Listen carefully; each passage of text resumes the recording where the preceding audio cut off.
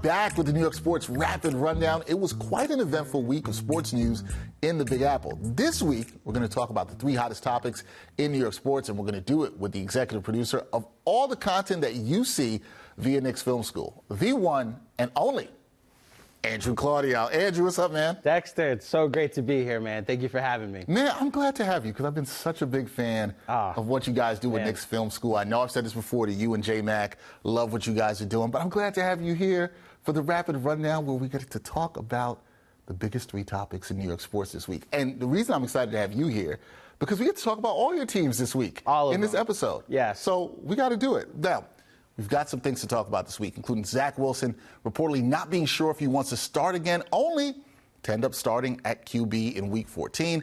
Another Knicks player is unhappy with their role on offense. But first, we're going to talk about the New York Yankees. Andrew, on Wednesday, the Yankees, they finalized a trade to bring one of the best hitters in baseball, Juan Soto, to the Bronx. The Yanks, they upgraded their outfield and their lineup in a 7-player trade. So I got to ask you this. It's a big-time move for the Yankees after a disappointing 82-80 season. They went out, they got a guy they were rumored to get.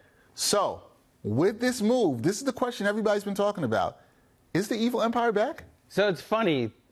First of all, as a Mets fan, it is hilarious that the first question you're asking me is about the Yankees. Yes, and I messed up. This is not one of your teams. You're right. This is. But yes. I'm always happy to talk about the Yankees. I'm sure you because are. they've just been in my life since I've started following baseball, when they became the evil empire. And look, as a baseball fan, as someone that just like enjoys the game and likes to talk about the sport in multiple ways, you'd think that this is a step one of many for the Yankees as far as the evil empire being back. So the answer to your question is we'll see. We'll see what the next moves are. As a Mets fan, the answer to your question is I hope not, because, you know, that's probably means bad news for everybody else. But, like, the history of the word evil empire, the nickname evil empire, comes from that 2003-2004 offseason when they were competing with the Red Sox for players. They won a bidding war for Jose Contreras. The Red Sox owner called them the evil empire, and then they went out and got Gary Sheffield and Kenny Lofton, and they capped it off with Alex Rodriguez. I think the difference here now is there's no certainty Soto's going to be here past this year. They traded for Juan Soto. They didn't extend Juan Soto. And if I can toot the Mets horn for a second, I don't think Scott Boras is going to not give Steve Cohen a chance to bid on Juan Soto next summer. So the difference between when they were the evil empire is they were the Yankees, and they could give you the most money. Now it's just that they're the Yankees, and we'll see if that's enough to keep them there long term. Yeah, we will see, and you're right. That is a major difference between what the Yankees were and what they are now. But with this move being made, do the Yankees still need to make another big move to improve the team, knowing that they're likely, if they want to keep him, have to pay Soto, who you mentioned is a free agent after the season? Can they afford to get another big-name player? Because, like you said, they are no longer the team that you know is going to get the player and also keep him. So do you think this happens where they keep Soto? Can they get another big-name guy here? So a reminder, these are not my people when I say speaking on behalf of Yankee fans. But I can hear Yankee fans saying, can they afford another bet? You have another big move? They absolutely can. This is the most profitable franchise in baseball. This may be the most profitable franchise in all of sports. But you look at what the Yankees need. They traded a lot of pitching, 4 arms, 2 of which were in their rotation last year down the stretch, probably their number 1 pitching prospect. They're going to make an honest try at Yoshinobu Yamamoto over in Japan. It's supposed to be the next great phenom to come over here. And this is the first real bidding war between Steve Cohen and the Steinbrenners. So I say this as a Mets fan. If it's a bidding war, I think the Mets will win. If Yamamoto doesn't want the most money, but a lot of money, could be the Yankees, could be the Mets, could be the Dodgers, it could be any place. And I think the Yankees could absolutely, if they get that and finish off Yamasoto, this offseason that Yankee fans are naming, then I think they have a good chance to be favorites going into next season. Well, I'll tell you what, if they get Soto and Yamamoto, you know, and you know this as a Mets fan, Yankee fans are going to be coming for you. Yes, they will. Letting you know about that for a while. If they win, they'll let you know that. Dexter, it doesn't take much for Yankee fans to let you know anything. It does not. It does not Yes. take. It does not take a lot for them. Exactly. As you know, being around New York sports. Indeed. All right, we are going to talk some football. And on Tuesday, The Athletic, they reported that the Jets, they were looking to make another change at quarterback, and the team was leaning towards Zach Wilson taking over. Don't know how Andrew feels about Zach Wilson, but I'm sure we're about to find out. However, Wilson, who's been benched 3 times in the past 2 seasons, reportedly was reluctant to step back into the starting role. Then later in the week, Wilson was named the starter for Sunday's game against the Texans. Andrew, what did you make of this latest QB saga surrounding the Jets? What do you make of all this? Please make it make sense. Make it make sense. We need longer than the allotted time today to make the New York Jets make sense, first of all. So I don't know if we have enough time to go through what this franchise puts its fan base through. Look, first of all, you understand if you're a professional football player and you see this and you're like, it's a bad look. You know, Tiki Barber this week in the afternoons on WFAN was very vocal about, like, there's only so many jobs as starting quarterback, and for you to voluntarily turn one down is a bad look.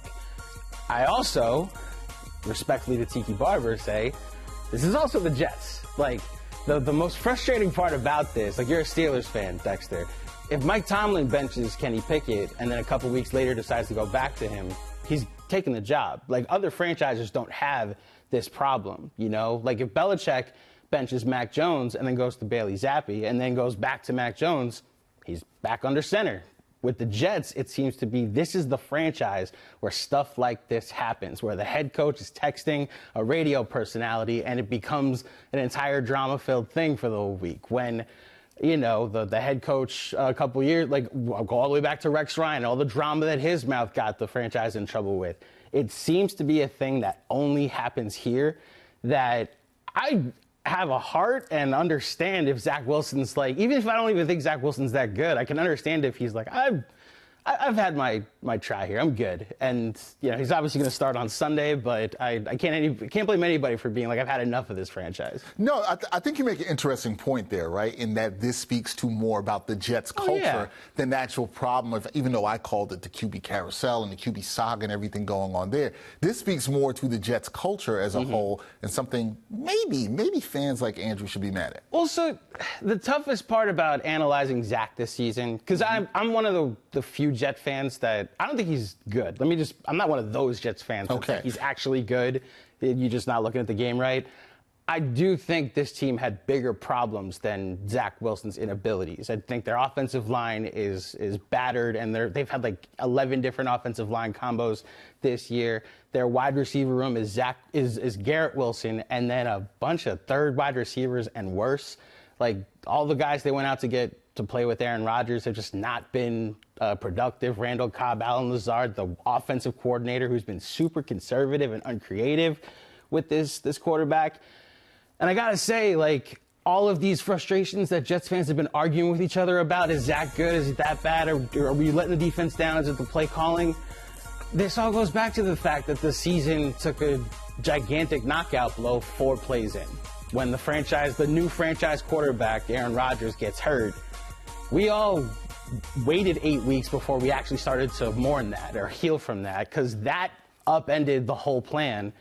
And we're now dealing with the aftermath 11 weeks later. And real quick, I'll ask you this, so we can put a bow on this with the Jets.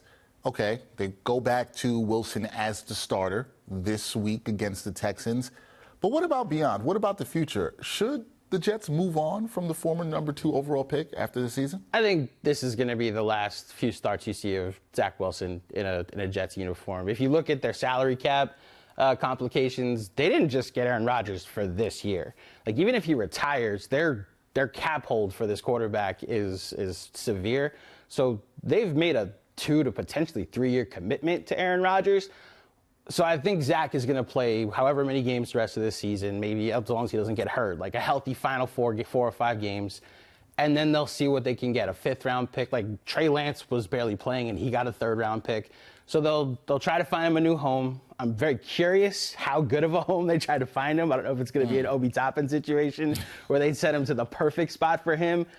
But what I think the bigger revelation of this season was for the Jets is, even if Rodgers was healthy, this was not a Super Bowl good enough offense. It's a Super Bowl defense, but the problems they have on the O-line probably would still exist. The problems they would have in the wide receiver room and their playmaking, their play calling would still exist.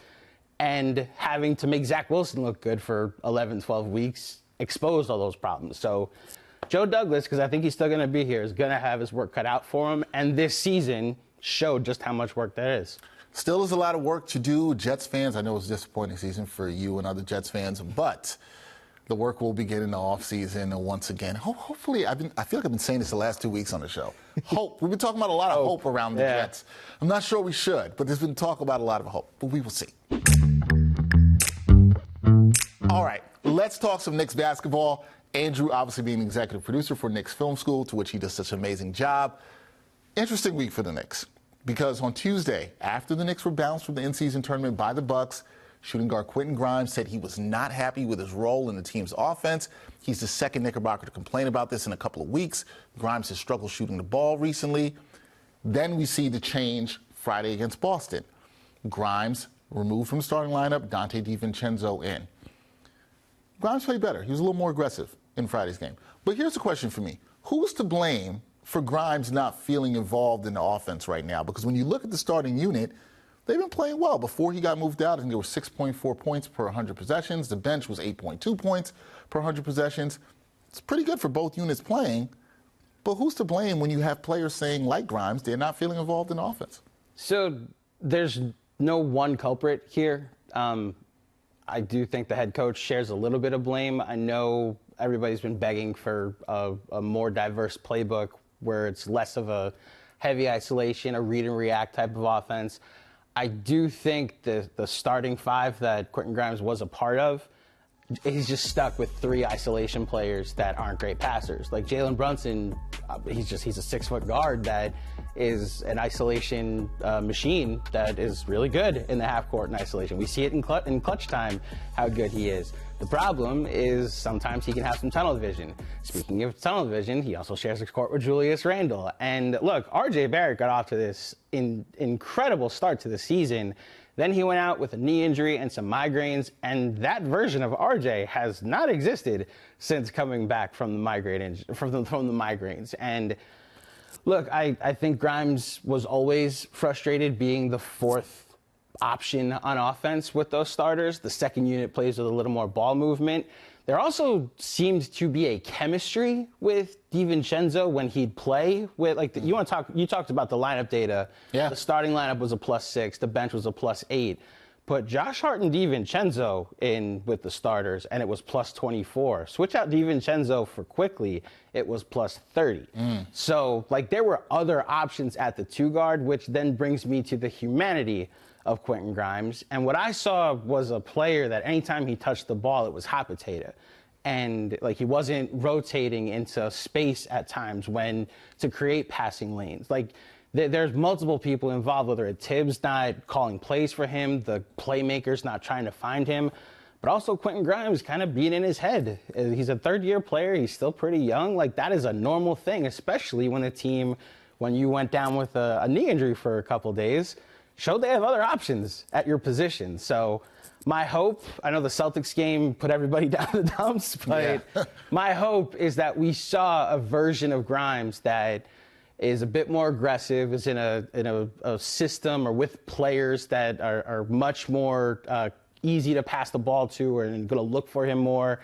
And, hopefully this gets squashed pretty easily. Yeah, Knicks fans hoping that he's a bit more productive in his role off the bench. We'll see how long that stays, although good points by you bringing up the data with DiVincenzo playing with the starting unit and how that has looked. Okay, right now we got to assess the Knicks. We're at this really good point. We're at the quarter mark of the season.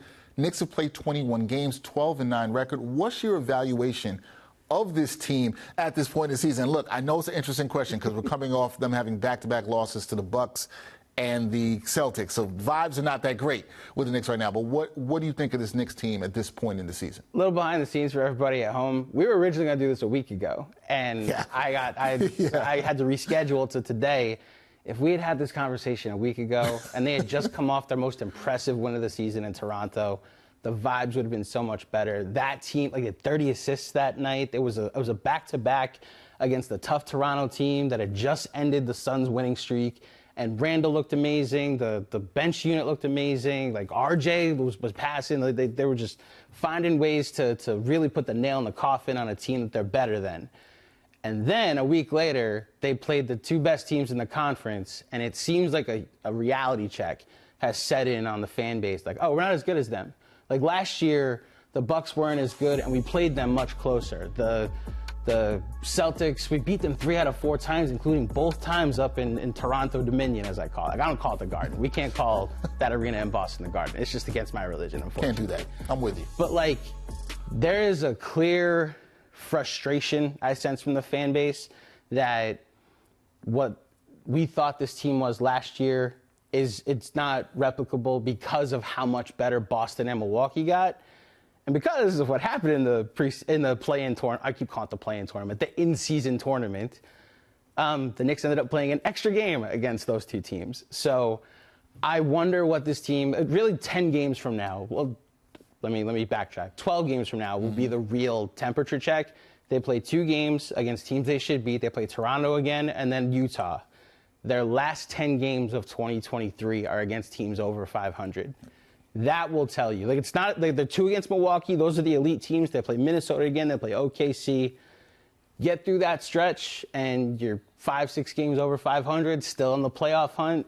Schedule lightens up. Your vibes will start to return.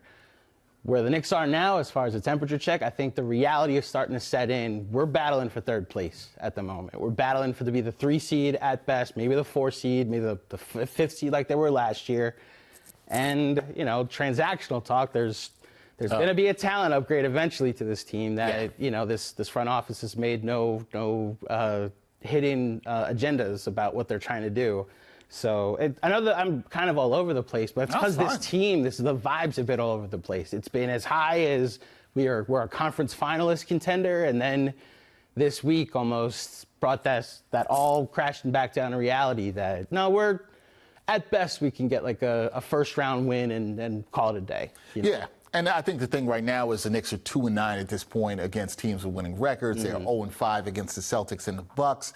So I think fans, as you said, the vibe has been, all right, maybe we're just middle of the Eastern Conference, which I would like to note is not terrible when you have young players and assets like the Knicks do in draft picks. It's not a bad place to be in the middle. You don't want to be in the middle when you don't have the assets. That's when it's bad. If they were the Bulls and they were just like stuck into this team, or if they were like Minnesota last year, there was a lot of questions about that team because they've gone all in on that roster. It's clearly paying dividends now, but where the Knicks are, there's clearly a move to be made, maybe a couple moves to be made. So their things may not be great at the moment, but we're like 2 wins away from it being like, all right, you know what, maybe we can win the conference final, get to a conference final. Why not? And who knows what happens like the rest of this week. I could see it already. They win against Toronto. They win a road game in Utah, and it's, all right, so Tibbs, Coach of the Year, like, look what he's doing with this team without a superstar. Yeah, it's interesting. You know, the vibes can swing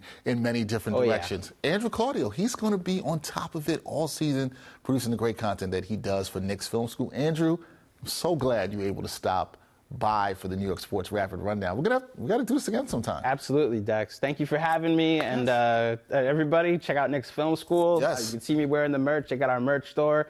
Keep you warm throughout the holidays. And Dexter, again, thank you for having me, man. Glad to have you. As he said, check out Knicks Film School. Check them out on YouTube. Hit that subscribe button. Hit the like button for them as well, too.